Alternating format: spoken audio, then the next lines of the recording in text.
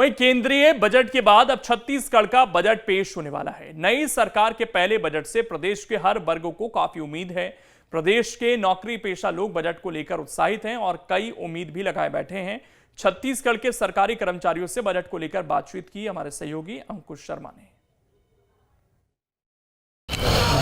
केंद्रीय मंत्री निर्मला सीतारमण ने केंद्रीय बजट पेश कर दिया है। अंतरिम बजट पेश होने के बाद अब बारी है छत्तीसगढ़ के मुख्य बजट की।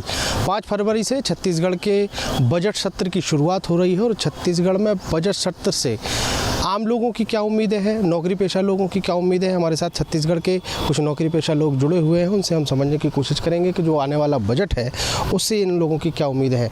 सर, आप लोग कौन से पेशे से हैं? हम लोग शिक्षकी पेशे से जुड़े हुए हैं। मूल रूप से शिक्षक हैं हम लोग और बच्चों को पढ़ाने का काम हमारा मुख्य है। और चूँकि समाज से भी हम जुड़े हुए हैं और शिक्षक को तो वैसे भी समाज का एक विशिष्ट अंग माना जाता है।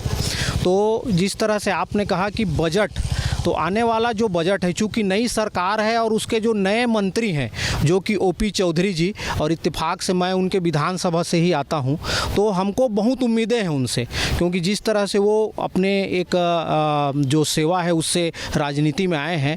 तो एक कर्मचारी होने के नाते और शिक्षक होने के नाते मैं यही कहूँगा कि सबसे पहले जो कर्मचारियों की 4% महंगाई भत्ता लंबित है, जिसमें शिक्षक भी शामिल है, जो कि हमारा जुलाई से लंबित है और सरकार ने अपने जन घोषणा पत्र में भी रखा है कि हम केंद्र के समान कर्मचारियों को महंगाई भत्ता देंगे। तो उसको सरकार को चाहिए कि उसको लागू करे। दूसरा, शिक्षकी कार्य को या शिक्षक को मजबूत करने के लिए मुख्य तौर पे शिक्षकों की कमी को दूर करना। जैसे 12,000 रिक्रूटमेंट हुआ था, 8,000 भर्ती हुई है, उसमें 4,000 अभी भी बाकी हैं। पदोन्नति को पूरा करना, पदोन्नति अभी लेक्चरर और प्राचार्य के नहीं हो पाए हैं, वो भी आए। उसके साथ साथ स्कूलों की जो अधोसंरचना है उसको मजबूत करना और ख़ासकर टीचरों को ट्रेनिंग देना और टीचर और कम्युनिटी के बीच कैसे अच्छा माहौल बने, इस दिशा में काम करना। क्योंकि शिक्षा को मजबूत करने के लिए बालक, पालक और शिक्षक तीनों का एक सूत्र में बंधे होना जरूरी है। तो इसलिए हमको अपेक्षा है कि इन विषयों को सरकार अपने बजट में लेगी और उसके लिए प्रावधान करेगी, तभी जो है इस पर काम आगे होगा। बहुत महत्वपूर्ण बात निकल कर आई है, बालक, पालक और शिक्षक, इनको सभी को एक सूत्र में बांधना। आपके सेक्टर से जुड़ी हुई और कौन सी बातें हैं जो बजट में जो है शामिल की जा सकती हैं, आप लोगों को इससे उम्मीदें हैं? सर, मैं रश्मि श्रीवास्तव, व्याख्याता जीव विज्ञान। मेरी सर ने सारी बातें तो कही दी हैं, तो बार बार रिपीट करना कोई सार्थक नहीं होगा मेरे लिए। बस मैं ये चाहूँगी कि जो 4% महंगाई भत्ते की बात कर रहे थे वो होना चाहिए। दूसरा, बालक, पालक और शिक्षक के बीच में जो, और मैं जैसे जीव विज्ञान की शिक्षिका हूँ, तो मैं ये चाहती हूँ कि हमारे जैसे हम जिस एरिया से आते हैं, पत्थल गाँव, जशपुर पत्थल गाँव, तो वहाँ पर सर ऐसा है, हमारे यहाँ स्कूलों में लैब की व्यवस्था नहीं है, और लैब हैं भी तो लैब में सामान नहीं है, मतलब कहीं ना कहीं कमियाँ हैं। और हमको, मतलब हम बच्चों को कराना चाहते हैं, लेकिन हमारे पास व्यवस्था सही नहीं होने की वजह से हम काम नहीं करा पाते सर। ये लैब को लेकर एक बात निकल कर आई है, बाकी चीज़ें सही हैं? हाँ सर, बहुत सारी चीज़ें और है। जैसे सबसे बड़ी समस्या रहती है, शिक्षक जो रहते हैं वो दूर दराज एरिया में उनका पोस्टिंग रहता है।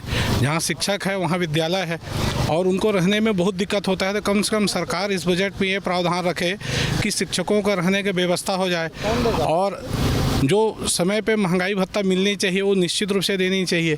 अमर अग्रवाल जी ने चुनाव को पहले कहा था, हम ऐसी ही व्यवस्था कर देंगे कि जैसे ही केंद्र सरकार की महंगाई भत्ता बढ़ेगी, ऑटोमेटिक छत्तीसगढ़ सरकार की महंगाई भत्ता हमारे सरकार आते ही हो जाएगी। तो जो लंबित रहता है उसको तो तत्काल कर देना चाहिए। दूसरी चीज़ ये है कि जो अधोसंरचना है शिक्षकी व्यवस्था में, यदि विद्यालय पूर्ण रूप से अधोसंरचना से कंप्लीट रहेगा तो निश्चित रूप से शिक्षा का जो व्यवस्था है उसमें सुधार होगा और शिक्षक यदि स्वस्थ रहेगा मानसिक रूप से, शारीरिक रूप से, तो निश्चित रूप से एक अच्छे समाज का निर्माण होगा। बिल्कुल, निश्चित तौर पर अगर शिक्षक स्वस्थ रहेगा तो एक अच्छे भविष्य का निर्माण होता हुआ दिखाई देगा।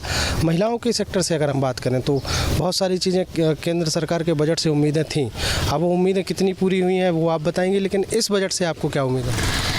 इस बजट से मेरी तो ये उम्मीदें हैं कि जो शिक्षा में बजट आ रहा है, हम लोग को ये उम्मीद है कि हर बच्चे तक शिक्षा पहुंचना चाहिए। वैसे बहुत सारे सरकार की तरफ से काम हो रहे हैं, लेकिन कुछ कारणों से कुछ बच्चे जो है छूट जाते हैं। मैं चाहती हूँ कि क्योंकि अगर शिक्षा मिलेगा तभी हर बच्चा, हमारा जो राज्य है वो आगे बढ़ सकेगा।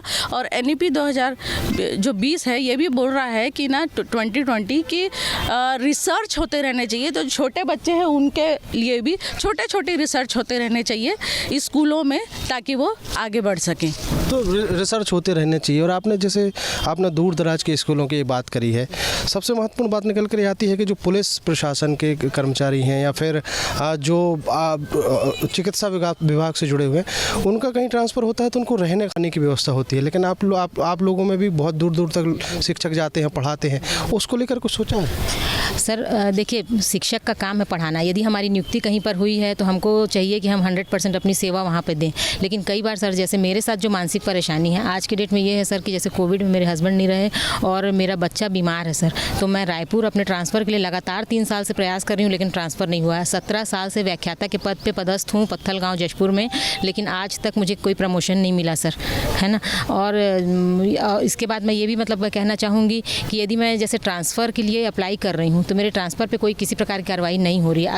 अभी इस सत्र में इस सरकार से मेरे को पूरी उम्मीद है कि मेरा ट्रांसफ़र के लिए मैं अप्लाई की हूँ तो मेरा ट्रांसफ़र हो जाए। और रायपुर ज़िले में मेरे बच्चे पढ़ रहे हैं, बच्चे ट्रांसफ़र प्रक्रिया जो है उसको और सरल किया जाए, जो ज़रूरत के हिसाब से। हाँ, बस ट्रांसफ़र प्रक्रिया को सरल किया जाए मेरी ज़रूरतों की, मतलब मेरी क्या, हर शिक्षक जो परेशान है ना, जिनकी परेशानी सच में वो कारण है उनको कि भाई इस परेशानी की वजह से वो अपनी संस्था में, हमने 17 साल एक जगह पे अपना पूरा 100% अपना काम किया है सर, है ना। लेकिन हमको भी तो उम्मीद है कि हमारा भी प्रमोशन हो, है ना। जो शिक्षक हैं, जो सहायक शिक्षक हैं, सबका प्रमोशन हो रहा है, तो एक व्याख्याता का प्रमोशन क्यों नहीं हो रहा है? बिल्कुल, जैसे शिक्षक वर्ग जो है वो समाज का सबसे महत्वपूर्ण वर्ग है।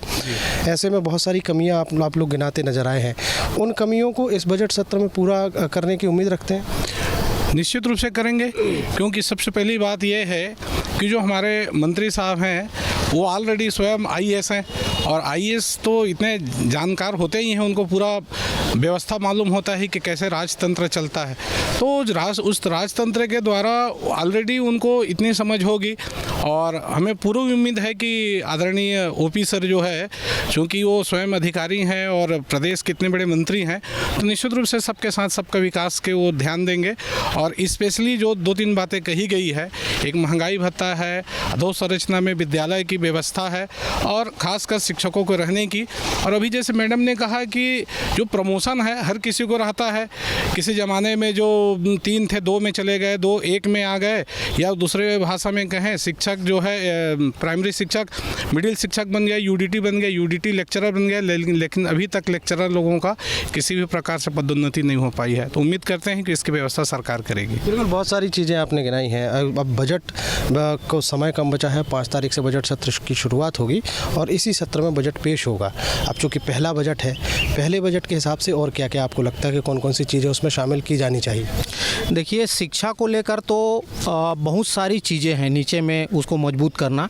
NEP 2020 के तहत भी बहुत सारा काम होना है, लेकिन उसके अलावा भी हम दूसरे क्षेत्रों की भी हम बात करें, क्योंकि हम एक जनता भी हैं, आम लोगों से जुड़े भी हैं, तो ख़ास करके ग्रामों की स्थिति को मजबूत करना, वहाँ पे जो लोग हैं, खासकर गरीब तबके के लोग हैं, उनकी स्थिति को मजबूत करना, ये सरकार के लिए बहुत ज़रूरी है। और इसमें जैसे गृह से संबंधित जो सामान है, इस पे ऐसे मतलब व्यवस्था किया जाए कि आम लोगों के पहुंच में रहे, महंगाई कम हो, यह भी ज़रूरी है। और हमारा कृषि का विकास हो, क्योंकि हमारा वैसे भी छत्तीसगढ़ कृषि प्रधान प्रदेश है और इसका एक नाम भी है, तो वो हमारी मजबूत हो, ऐसा बजट सरकार से आए, हम ऐसा अपेक्षा करते हैं। बिल्कुल, अब जैसे शिक्षक के तौर पे आपने अपनी बात रखी, महिला होने के नाते अगर किचन की बात करें तो उसमें क्या क्या उम्मीदें लगती हैं?